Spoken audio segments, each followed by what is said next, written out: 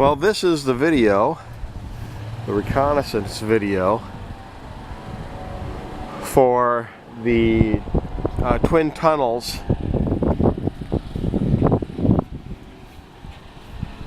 (8K). So we're here at the Mark Hatfield trailhead. This is what it looks like. They've got really pretty bathrooms here, and probably a place where inside where you can keep warm a little bit. And then we're just going right up the trail there. So I'm going to run Runkeeper and my GPS and stop and make little videos about every half mile so that you know what that looks like. Well, even though I think I learned in Yellowstone not to there's Lori looking at me again because I'm talking to myself. Looks like we start off with a little hill right away. So that's something to think about. We got about 5 miles, and I think the book says 700 feet about of elevation gain. So we'll see how that goes. But this is the very start right here.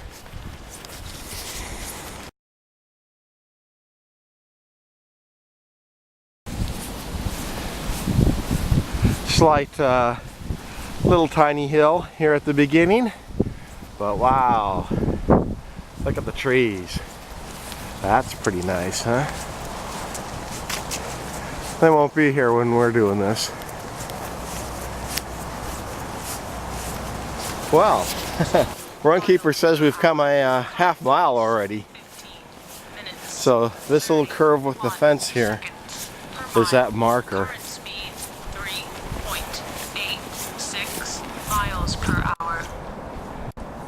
That's the area right here. I've got a girl with a smile running up behind us here.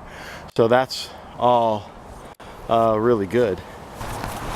Well, I think this curve is pretty distinct, and we are almost at 0.9 miles. So right around this corner here will be 1 mile, I think. But I thought with the rock on the right and the white fence on the left, this is probably sticking out enough that it'd be a good place to kind of know where you are and check your time and stuff like that. So I'll just get us around the corner here and not, here we go, 1 mile. Distance 1.00 miles. Average pace 16. Yeah, so that curve is 1 mile according to Runkeeper, and my GPS probably agrees with it too. So that's good to know, and it's a great, easy to spot landmark. And this is right after the curve, which is just right behind us, but the trail / road really levels out right here. So there's a slight elevation gain for the first mile, and then you're going to have I don't know, 100 yards or more at least of pretty level running. I wanted to point out this view of the gorge and this little stone guardrail here along the side in this curve, and whatever that hill is, because this is the half-mile point right when we get into this little curvy section. It has been for the last half mile a very small elevation gain, and my GPS said that the elevation gain to 1 mile was just 62 feet. I don't know, you think that's accurate? I guess, yeah. It wasn't real big, but nor steep, but it seemed like if you were running it might be a little bit of an effort. And you can see this is very gently graded and a beautiful surface on which to run here. And views. Yeah, and great views. I can't imagine regretting this. So we're at 1.5 miles at this point, so that's really sweet. Up on this gate right here, after what looks like on the road a pretty steep hill, But that said, it's only about 40 feet. But this gate is just about the 2-mile marker. So that's it's very noticeable, pretty obvious where you are, and a really good landmark. And more little gentle grade here. Well, as it turns out, there's a little marker right here at 2.5 miles, and that's pretty accurate. Oops. There we go. And this is what the trail looks like. We just passed a little forest off to the left, and you can just barely see it down that way. But it's down the hill and to the left as you run up the hill. Well, we're up near another curve, and actually a pullout with a happy family in it. And we've got a beautiful view. Yeah, let's go right up here. Beautiful view over the Columbia River. It's starting to wind and gonna rain soon, and so that's a good indication of about 3 miles. And then this white fence past the pullout right up at the top here is about 3 miles.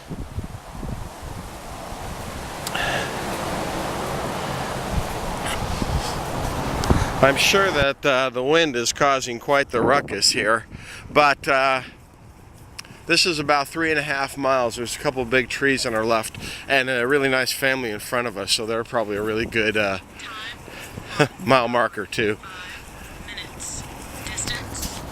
Oh, this might be useful to know too, just how that looks at about 3.5 miles.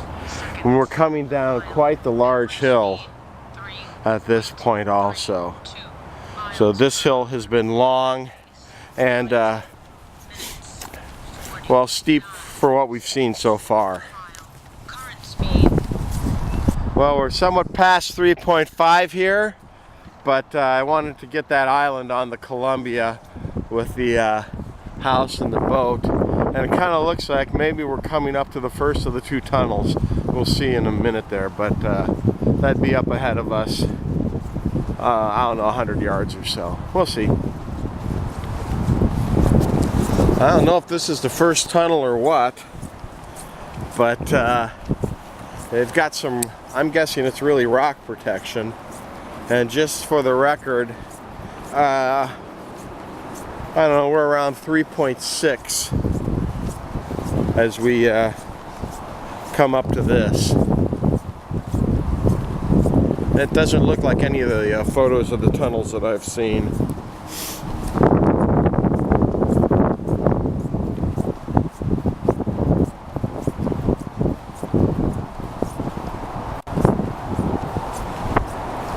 Although the sign does say tunnel.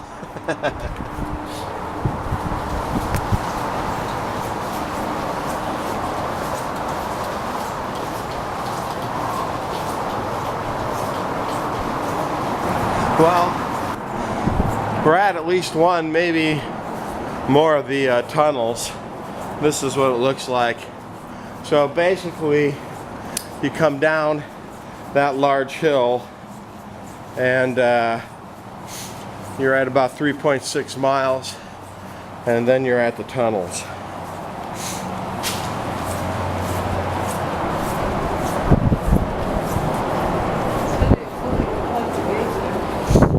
Yeah.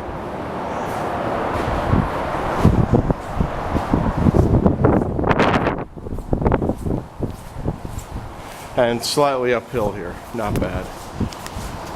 This is about the 4-mile mark. There's a little picnic area and an overlook of the Columbia River Gorge, and we've just left the tunnel back there.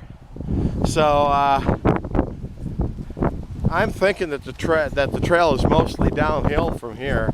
I can't imagine there being much more, and I don't know if we're going to even go all the way.